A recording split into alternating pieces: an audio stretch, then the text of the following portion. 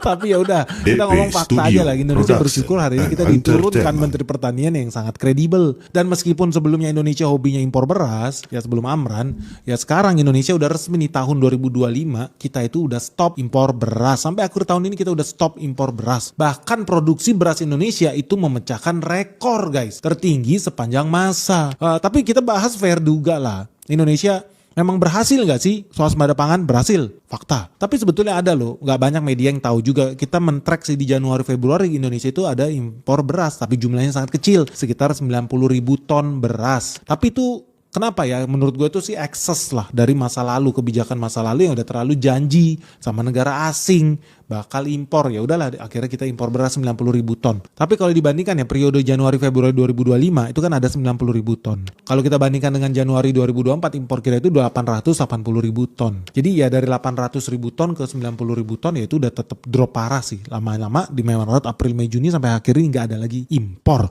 Nol. Indonesia benar-benar swasembada pangan. Tapi itulah nokta merah lah dalam raportnya si Amran ya. Jadi harus menikmati dosa masa lalunya bahwa Indonesia 2025 masih ada jejak kotor. Januari Februari ya walaupun kecil 90.000 ton memang kita ada impor. Paling banyak sih dari Thailand. Thailand itu 13.000 ton, di bawahnya ada Vietnam 15.000 ton, terus ada Myanmar 6.000 ton, terus ada Pakistan 16.000 ton, terus ada India 26.000 ton. Ya udah kalau total Januari sama Februari sih nggak nyampe 90.000 sebetulnya. Tapi then again ya kalau lu bandingkan ya 2025 total impor kita itu 90.000 ton itu udah jauh lebih kecil dibandingkan 2023.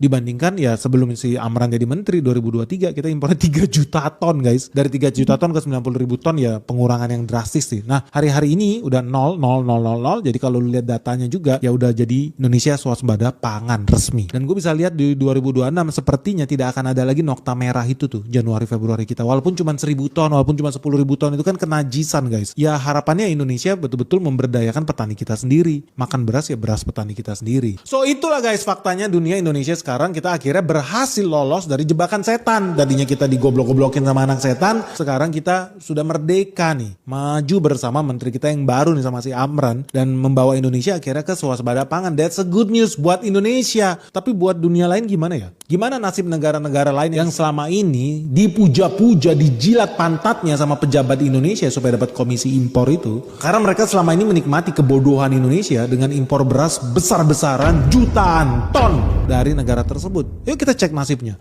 Jadi FYI aja guys, di tahun 2023 Indonesia itu menjadi importir beras terbesar dari Thailand. Jadi kalau ngomongin Thailand hobinya ekspor beras, ternyata paling banyak beras Thailand itu pindah kemana? Bukan ke Zimbabwe ya, bukan juga ke Jepang, tapi ternyata ke Indonesia. Kok bisa Indonesia? Sedih banget katanya negara agraris, tapi